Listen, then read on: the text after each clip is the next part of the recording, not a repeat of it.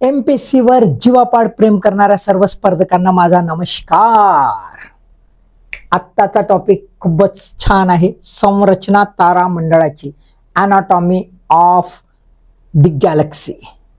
आपली पण एनाटॉमी असते, सर्वांना माहित आहे, किती हाडं राहतात है ना, आणि किती आतड्या राहतात सगळंच माहित आहे। बिलकुल तसाच बिचारा गॅलेक्सीच्या पण काहीतरी आतमध्ये असन है ना, तर ते आज आपण पाहून घेऊया की गॅलेक्सीची संरचना काय, एनाटॉमी काय, एकदम थोडक्यामध्ये बघूया। बघा, एक सहज डायग्रामॅटिक हे काढलेलं आहे। आधी ह्या साईडला बघूया, हे दिसते तुम्हाला, लक्षात येत आहे? बघा, ह्याच्यामध्ये एक ब्लॅक पॉइंट आहे आणि त्याच्यानंतर हे बघा एकदम ब्राइटन एरिया, एकदम चमकदार तेजस्वी एरिया आहे आणि असे असे स्पायरल आलेले आहेत, वलय आलेले आहेत असं दिसतंय, बरोबर आहे? ही स्पायरल गॅलेक्सी आहे। ही कुठली आहे? स्पायरल गॅलेक्सी आहे, चक्रीय तारामंडल आहे। चक्रीय तारामंडल हे आयडियल तारामंडल इन जनरल मानल्या जाते आणि त्याच्याच आधारावर संरचना जी आहे ती मांडल्या जाते। तर त्या संरचनेमध्ये कोणकोणते घटक असतील, म्हणजे what are the components of the galaxy, कारण की असं सहज एखादा सोपा प्रश्न विचारू शकतात की टिपिकल गॅलेक्सीचे कंपोनंट कोणते, तर आपण ते बघून घेऊया। ठीक आहे, ही डायग्राम काढलेली आहे मी आणि याच्या आधारावर आपण समजून घेऊया। ठीक आहे, हा पॉइंट दिसतोय तुम्हाला, हा ब्लॅक पॉइंट आहे। हा काय आहे? हा आहे ब्लॅक होल। हा काय आहे? Black hole. ठीक आहे, हा कुठला भाग आहे? हा गॅलेक्सीचा भाग आहे, लक्षात ठेवा। ठीक आहे, आता याच्या केंद्रामध्ये, जरी हा सर्वात केंद्रात असला तरी गॅलेक्सीचा सहसा न्यूक्लियस कशाला मानला जातं? बल्ज, त्याला काय म्हणतात? बल्ज, फुगवटा। हा बघा असा रेडिश एरिया आहे, हा तंबूस रेडिश एरिया आहे, त्याला म्हणतो आपण बल्ज। त्याच्यानंतर असा आडवा पट्टा आहे, हा दिसतोय येलोइश आडवा पट्टा, याला म्हणतात बार, याला म्हणतात बार, दंड। बार म्हणजे आपल्याकडचा बार न हो, हा भूगोलातले हो, भूगोलामध्ये अजून दुसरा प्रकारचा बार आहे आणि आपले जे आहे शहरातले बार ते वेगळे आहेत है ना, त्या बारच्या नादात पडायचं नाही। आमच्याकडे तसे झक्कास झक्कास नावाचे बार आहेत। एका साइडले आहे ब्रह्मा बार, दुसऱ्या साइडले आहे स्वर्ग बार, या दोन बारच्या मधात आहे मोना बार, आहे की नाही? मजेशीर आहे ना, पण ते हे बार नो, बार म्हणजे दंड, आडवा दंड असा। ठीक आहे, त्याच्यानंतर हा बघा, हा भाग दिसतोय, हा इथपर्यंत हा भाग दिसतोय असा, इकडेही ह्या साईडला आहे हा निळसर भाग आहे, याला म्हणतात डिस्क, तबकडी, तबकडी किंवा चक्ती त्याला आपण म्हणूया। त्याच्यानंतर याला असे हे आलेले आहेत, स्पाइक आलेले आहे, इकडने एक असा स्पाइक आला, हे बघा इथे जसे स्पाइक आलेत ना, असे स्पायरल आहे आलेले आहे, तर तसे हे आलेले आहेत, त्याला म्हणतो आपण स्पायरल आर्म्स। त्याला काय म्हणतो आपण? स्पायरल आर्म्स, म्हणजे चक्रीय बाहू, चक्रीय बाहू। ठीक आहे, आता त्याच्यानंतर आपल्याला काय दिसतंय? हे बघा असे लाल लाल पॉइंट्स आहेत लाल पॉइंट्स आहेत, जे लाल जे पॉइंट्स आहेत त्याला म्हणतो आपण ग्लोबुलर क्लस्टर्स। ग्लोबुलर क्लस्टर्स, गोलांकृत किंवा गोलीय जे आहेत, पुंजके। ठीक आहे, गोलीय पुंजके।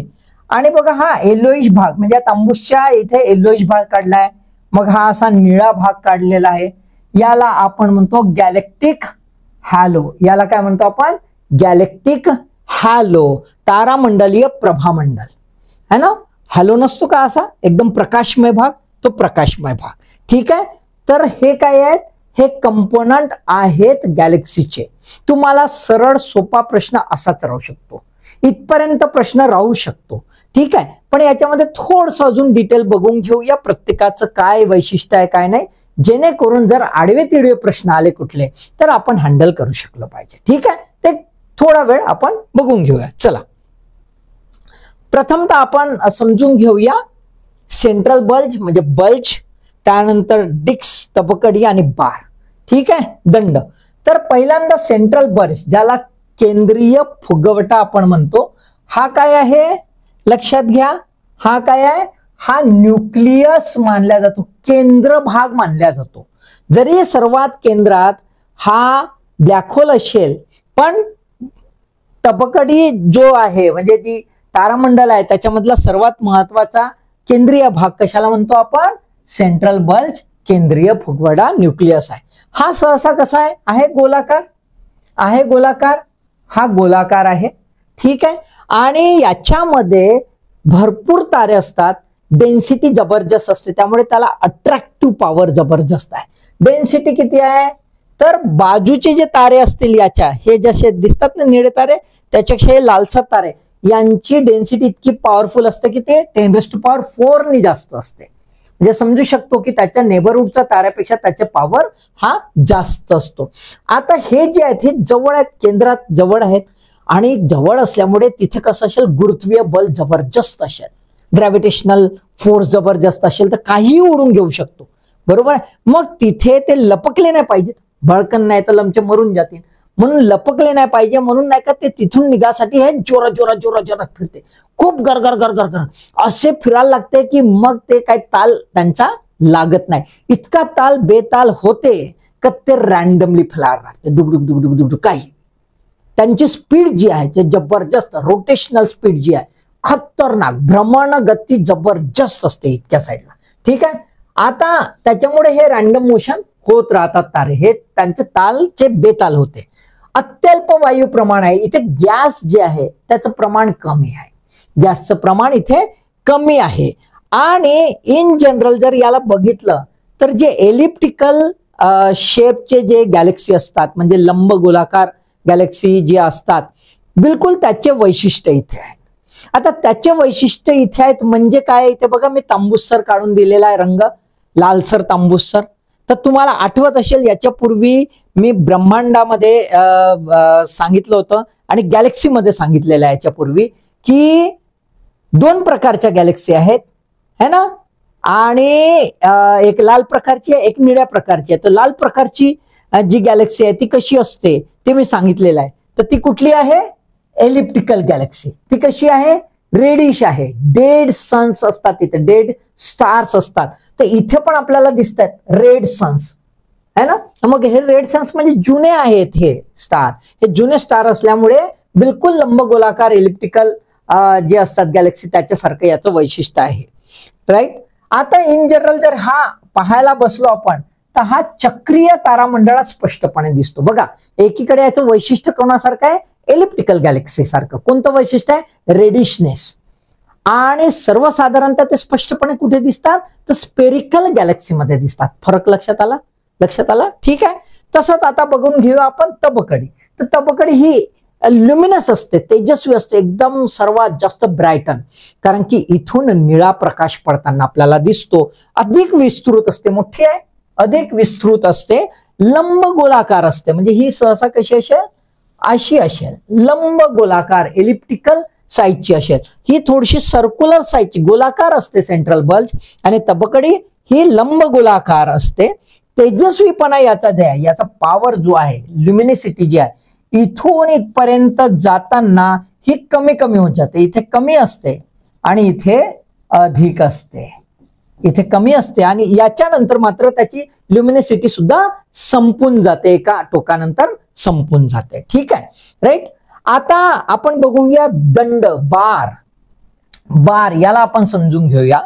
बारच्या याच्यात कसं आहे, तर आपण बघितलं तर हा लेंटिक्युलर साईडचा आहे. लेंटिक्युलर म्हणजे बघा भिंगाच्या साईडचा आहे, आहे ना, भिंगासारखा आहे.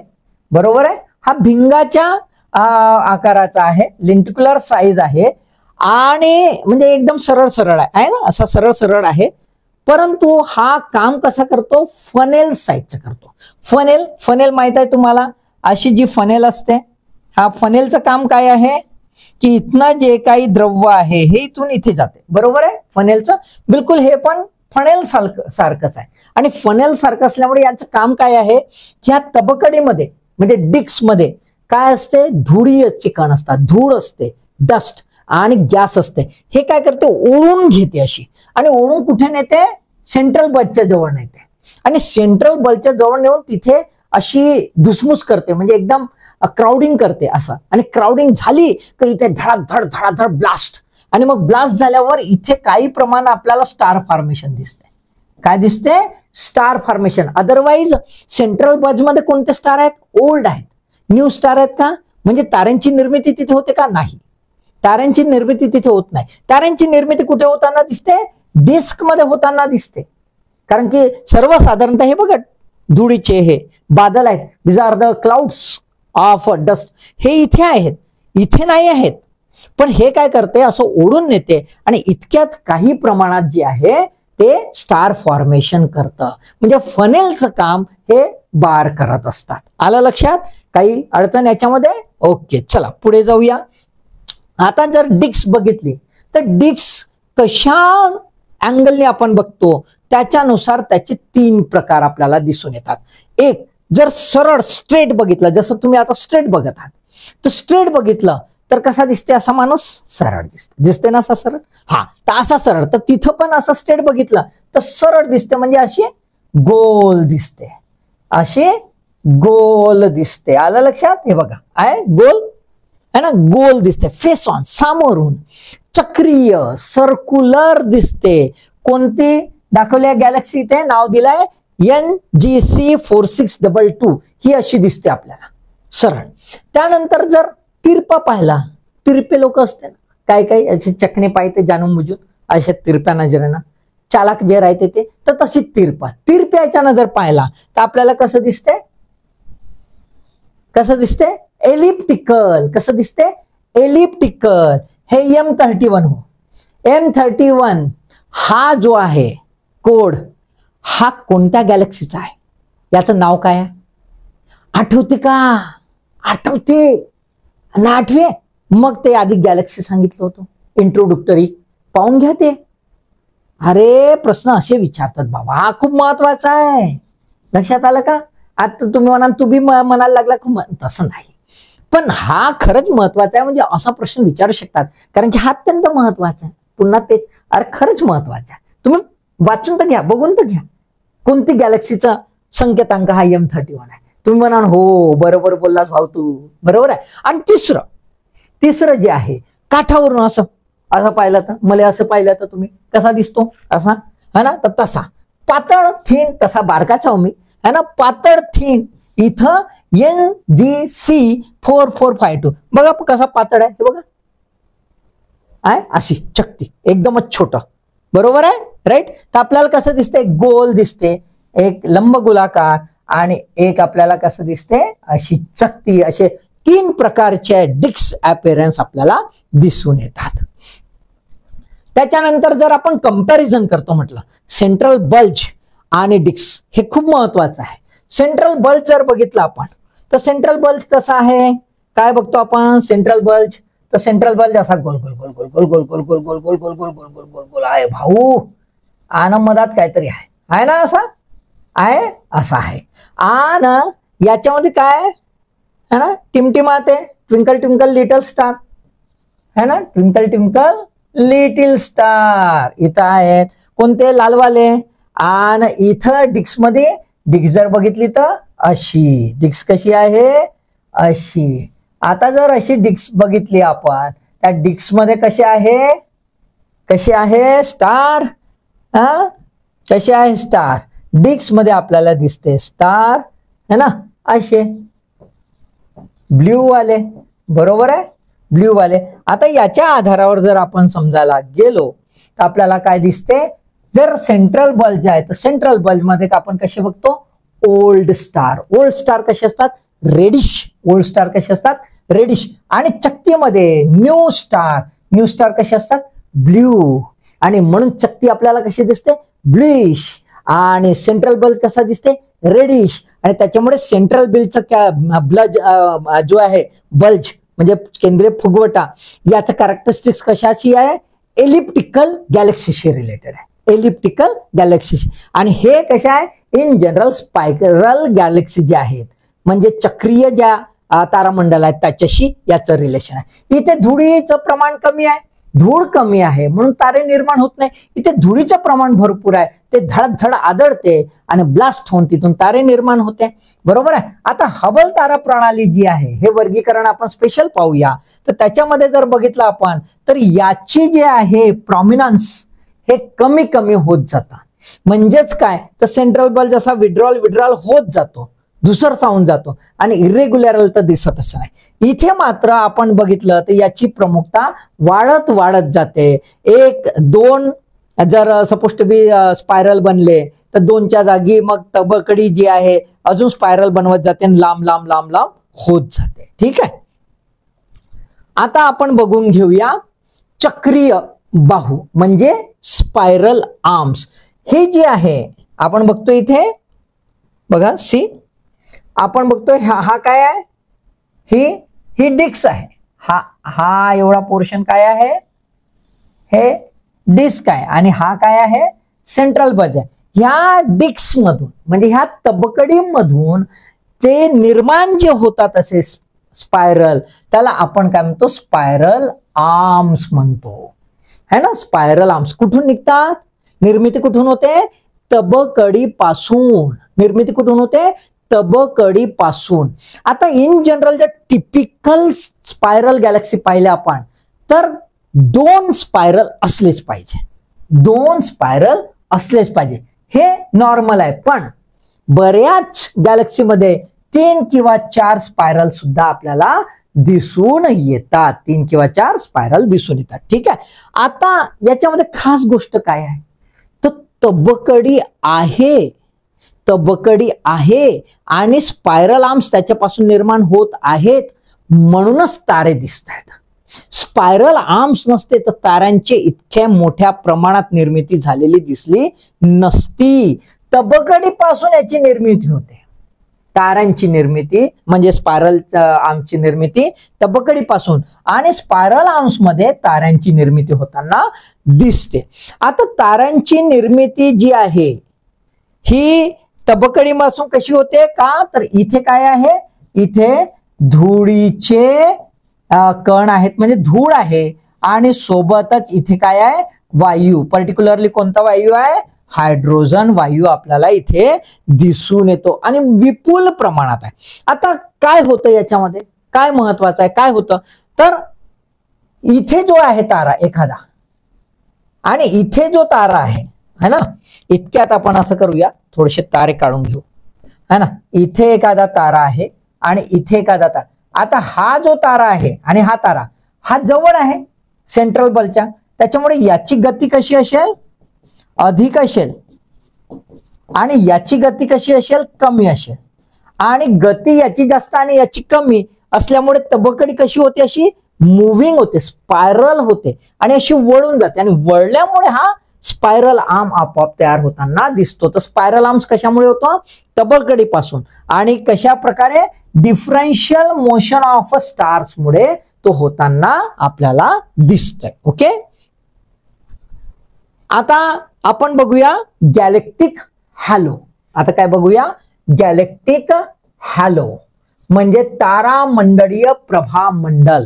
आता तारामंडळीय प्रभामंडल म्हणजे कसं आहे, तर आपण बघतोय की कुठल्याही ल्युमिनस गोष्टी असतील तर त्याच्यापासून आपल्याला हॅलो निर्माण होताना असं प्रकाशमय आपल्याला दिसून येतं. सूर्यही बघतो आपण प्रकाशमय, चंद्राच्या आजूबाजूला असा हॅलो दिसून येतो, असं गोलाकार आहे ना प्रकाशमय भाग, बरोबर आहे.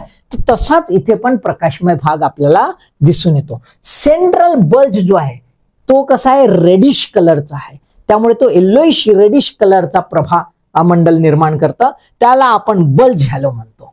त्याच्यानंतर तबकडी आहे, त्याच्यामध्ये नवतारे आहेत, नवतारे नीलमय आहेत, निळे आहेत. नवतारे नीलमय असल्यामुळे त्यामुळे निळा प्रकाश जो आहे तो निर्माण होतो आणि तो म्हणजे डिस्क हॅलो. आता गॅलेक्सीच्या नंतर गॅलेक्सीच्या भोवताल सभोवताल आपल्याला काय दिसते, डार्क मॅटर. काय दिसते, डार्क मॅटर. आणि त्या डार्क मॅटरचाही आपला एक हॅलो आहे, त्याला आपण म्हणतो डार्क हॅलो किंवा गडद प्रभा मंडल. तसे 3 प्रकारचे आपल्याला प्रभामंडल आपल्याला दिसून येतात. प्रभामंडल हे जे आहे सर्वच तारामंडलात असतात, सर्वच तारामंडल. कारण की तारामंडल आहे तर आपल्याला कुठल्या ना कुठल्या प्रकारचं एनर्जी रिलीज करणारं मॅटर दिसते, नाही काय तर डार्क मॅटर आहेच. त्याच्यामुळे सर्वच तारामंडलात आपल्याला काय दिसून येईल, प्रभामंडल दिसून येईल. असे प्रश्न येऊ शकतात, खालीलपैकी कोणती बाब सर्वच तारामंडलात दिसून येईल. बरोबर आहे, तर काय प्रभामंडल आपल्याला दिसून येईल. इन जनरल साईज कसा असतो, तर चापट गोलाकार आहे ना, चापट गोलाकार आपल्याला दिसून येतो, तशा प्रकारचा आहे. ठीक आहे. आता लक्षात घ्या की ही जी गॅलेक्सी आहे, या गॅलेक्सीमध्ये निळे तारे पाहिले आपण, है ना, एक बल्ज पाहिला जिथे रेडिश तारे आहेत, पण काही असे गोल गोल मोठे मोठे पुंजके जागोजागी, कुठपासून, तबकडी पासून तर इतरत्र. सेंट्रल बल्ज नाही, तबकडीमध्ये, तबकडीच्या आजूबाजूला आणि अजून बऱ्याच दूरपर्यंत आपल्याला कसे गोल गोल पुंजके दिसतात. त्या गोल गोल पुंजक्यांना आपण काय म्हणतोय, गोल गोल पुंजक्यांना आपण काय म्हणतोय, ग्लोब्युलर स्ट्रक्चर, गोलाकृती पुंजके. आता गोलाकृती पुंजके जे आहेत हे कसे आहेत, तर हे जे डेड स्टार होतात ना, डेड स्टार मरत असतात, मृत अवस्थेत पोहोचलेले आहेत, रेडिश कलरचे, ते बऱ्याच प्रमाणात एकत्रित येतात. म्हणजे किती ते येतात हे बघा, लिहिलेलं आहे 10⁵ to 10⁶ एवढे तारे एकत्र येतात. आणि एकत्र येऊन आता समजून घ्या त्यांचं ग्रॅव्हिटेशनल फोर्स, गुरुत्वाकर्षण बल कसं असेल, असा फोर्स. आणि ते एकत्र असे घट्ट, टाईट, एकदम टाईट, एकदम टाईट. आणि सोबत काय आहे, स्टेबल पण असतात. कसे असतात, स्टेबल असतात, स्थिर असतात, त्यांना हलवत नाही. गॅलेक्सी काय करू शकत नाही, बस फिक्स असतात. असे रेडिश पुंजके खूप ठिकाणी असतात. आता हे जे आहेत डेड अवस्थेत गेले आहेत, याचा अर्थ खूप जुने आहेत, याचा अर्थ ते खूप जुने आहेत. तर अतिप्राचीन जे तारे आहेत, ते अतिप्राचीन तारे आपल्याला इथे दिसून येतात. आणि म्हणूनच हे जे आहेत ग्लोब्युलर क्लस्टर्स, हे ग्लोब्युलर क्लस्टर्स म्हणतात की गॅलेक्सीमध्ये सर्वात जुने, सर्वात प्राचीन पदार्थ आहेत. ठीक आहे. आता आपण बघूया धूळ आणि वायू. काय बघूया, धूळ आणि वायू. धूळ आणि वायू इन जनरल स्पायरल गॅलेक्सीमध्ये हे भरपूर विपुल प्रमाणात असतात, तबकडीमध्ये भरपूर प्रमाणात असतात, स्पायरल आर्म्स मध्ये भरपूर प्रमाणात असतात. हे तबकडी आणि स्पायरल आर्म्स मध्ये भरपूर प्रमाणात असल्यामुळेच आपल्याला काय दिसतंय, तिथे ताऱ्यांची निर्मिती होताना दिसते. तिथे काय दिसते, ताऱ्यांची निर्मिती होताना दिसते. आता ताऱ्यांची निर्मिती होताना कसं दिसते तर ते आपण थोडं समजून घेऊया. प्रथमतः बघून घेऊया याला काय म्हणतात, इंटरस्टेलर मीडियम. काय म्हणतात, ISM, इंटरस्टेलर मीडियम. कशाला, डस्ट आणि गॅस या दोघांना मिळून म्हणतात. धुळीचे नेहमीच ढग असतात, ढगांच्या स्वरूपात धूळ असते. आणि वायू जे आहे, गॅस जी आहे, पर्टिक्युलरली हायड्रोजन, हे कशी असते, पर्टिक्युलरली हायड्रोजन ही आयोनाइज्ड फॉर्म मध्ये असते. कशामध्ये असते, आयोनाइज्ड फॉर्म मध्ये असते. त्याचं कारण मी आता लगेच सांगतो तुम्हाला. हे एक सांगून देतोय की जरी असं म्हटलं जातं की स्पायरल गॅलेक्सी मध्येच धूळ सापडते, डस्ट सापडते आणि एलिप्टिकल मध्ये नाही, पण एक्सरे ऑब्झर्वेटरीने असं कन्फर्म केलं की इव्हन एलिप्टिकल गॅलेक्सी मध्ये सुद्धा काही प्रमाणात धुळीचे कण म्हणजे धूळचे ढग आढळतात. आणि सेंटिअर्स म्हणजे सेंटिअरस गॅलेक्सीमध्ये तर ते विपुल प्रमाणात मिळाले. म्हणजे एलिप्टिकल गॅलेक्सीमध्ये सहसा नवतारे निर्मिती होत नाही, त्यामुळे ते रेडिश दिसतं असं आपण म्हणतो, पण प्रत्यक्षात तसं नाही आहे. काही एलिप्टिकल गॅलेक्सीमध्ये आपल्याला धूळ विपुल प्रमाणात दिसून येते. लक्षात आले का? ठीक आहे. आता आपण बघूया, हे बघा, हे काय आहे, ही आकाशगंगा आहे, ही आपली आकाशगंगा आहे. आणि ह्या आकाशगंगेत बघा असे पॅचेस दिसतात, डार्क पॅचेस. हे डार्क पॅचेस जे आहेत, हे डार्क पॅचेस म्हणजेच काय आहे, धुळीचे ढग आहेत. ठीक आहे, राईट. आता आपण बघून घेऊया की एक्झॅक्टली जे आहे स्पायरल याच्यामध्ये है ना, स्पायरल याच्यामध्ये म्हणजे आपण जर सपोज टू बी आपण असं बघितलंय की है ना, इथल्या स्पायरल्स जे असतात, स्पायरल आर्म्स, या स्पायरल आर्म्स मध्ये आणि तबकडीमध्ये कशा प्रकारे तारे निर्माण होतात, है ना, नवतारे कसे निर्माण होतात हे समजून घेऊया. तर नवतारे निर्माण म्हणजे ब्लू तारे निर्माण होण्यासाठी आपल्याला सर्वात महत्वाचं काय आहे, तर आपल्याला इथे आवश्यक आहे डस्ट आणि गॅस. गॅस कुठली आहे, हायड्रोजन आहे, बरोबर. आता काय होतं की हा जो तारा इथे आणि ही डस्ट आहे, गॅस आहे, ही मूव्ह होत आहे. आता मूव्ह होताना काय होत आहे, हा डिफरन्शियल मोशन आहे आणि डिफरन्शियल मोशन होता होता कधी कधी काय होतं की ही गॅस वगैरे आता ही कर्वेचर पकडलं की इकडे अशी बाहेर निघते, हलकीशी अशी बाहेर निघते. आता ह्या अशा ठिकाणी आली की ही काय होते, स्लो होऊन जाते आणि इकडचा तारा किंवा काही डस्ट ही फास्ट येते आणि मग एवढ्या भागात काही ठिकाणी कसं होतं, क्राउडिंग होतं. काय होतं, क्राउडिंग होतं आणि क्राउडिंग झाल्यावर एकमेकावर मारा, बडबड बडबड.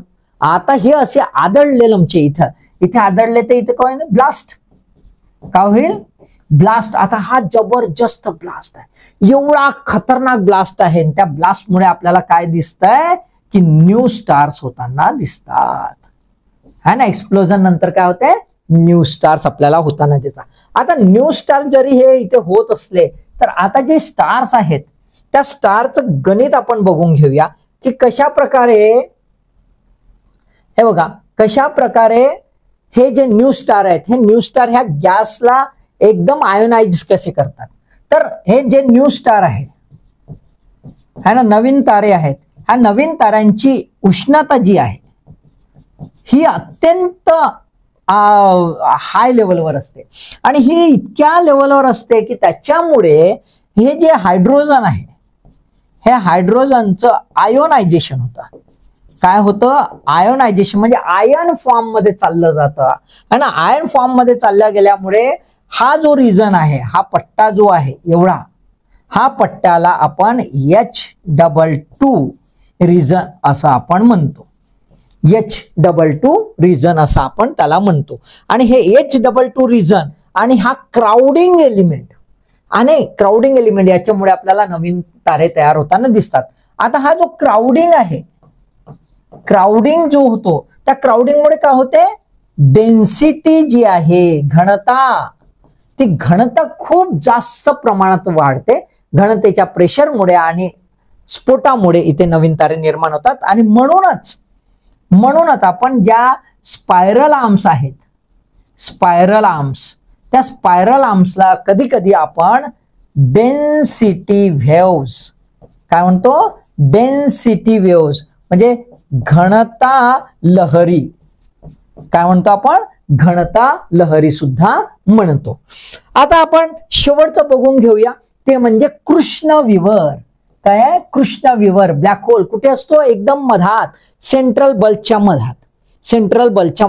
पण सेंट्रल बल्बचा जो प्रभामंडल आहे ते इतकं जास्त असतं की दुरून आपल्याला ते लक्षात येत नाही, बरोबर आहे. आता एकदम केंद्रात असतात, बरोबर आहे. ह्या केंद्रात आहेत तर यांचं जे वस्तुमान आहे ते किती खतरनाक आहे ते बघा.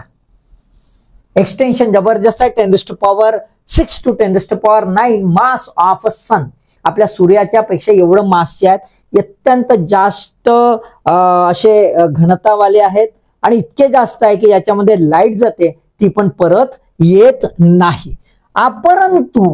परंतु सर्व मटेरियल आजूबाजूचं तर घेता हे का करते, गुरुत्वीय एनर्जी जी आहे, ग्रॅव्हिटेशनल एनर्जी ते रिलीज करते. ग्रॅव्हिटेशनल एनर्जी रिलीज केली की आजूबाजूच्या इलेक्ट्रॉनवर त्याचा प्रभाव पडते. आजूबाजूच्या इलेक्ट्रॉनवर प्रभाव पडला की इलेक्ट्रॉन आपले ऑब्झर्वेटरी लेवलवर म्हणजे एक ऑब्झर्व्ड स्पेक्ट्रम जे आहे, पंक्ती आहे, ते तयार करतं आणि त्याच्या भरोशावर आपल्याला याच्या बाजूचं जे आहे त्याच्या आधारावर आपल्याला इथं माहित होते की इथं ब्लॅक होल आहे. प्रत्यक्षात इथं ब्लॅक होल आहे असं काही डोळ्यानं दिसे नाही. आजूबाजूचे हे इलेक्ट्रॉन स्पेक्ट्रम रिलीज होतात त्याच्या भरोशावर आपल्याला कृष्णविवर माहित होतं. आलं लक्षात. तर हे इन जनरल कंपोनंट आपण पाहिले, त्याचे एक बेसिक एलिमेंट पाहिले. तसंच कृष्णविवर बद्दल आपण डिटेलमध्ये नंतर पाहून घेऊया. मला वाटतं हे बऱ्यापैकी डिटेल झालेलं आहे. तुम्हाला याच्यानंतर कुठलीही अडचण येणार नाही. समजलं असेल तर कॉमेंटमध्ये लिहा. काही अजून तुम्हाला समजून घ्यायचं असेल तर ते पण लिहा. मी माझ्या परीने तुम्हाला रिस्पॉन्स देण्याचा पूर्ण प्रयत्न करेल. शेअर करा दोस्तांले, नाही का, कारण की माय बी दोस्त होऊ द्या आणि अभ्यास करता. त्याच्यामुळे नेहमीच मी तुम्हाला काय देतो, ऑल द बेस्ट.